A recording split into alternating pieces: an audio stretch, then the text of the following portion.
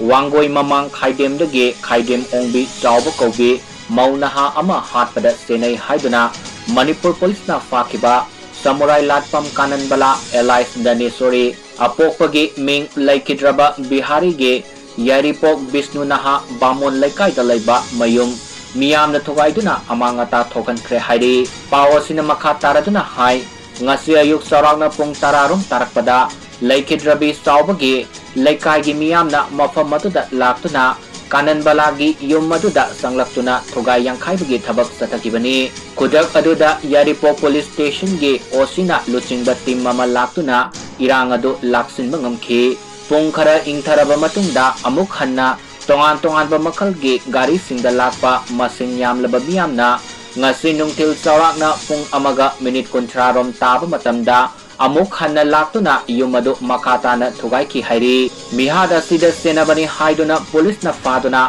hauzik custody da lairibi Samurai Latpam Kananbala Elias Danesori mahak Thaubal amasung Palelda mayum paluraba matungda halaklaga Yaripok Bisnu Nahada laiba mapamda lerkibani hairi Mahag masamaksu cancer patient na maoy na lady haina pawasi na makatari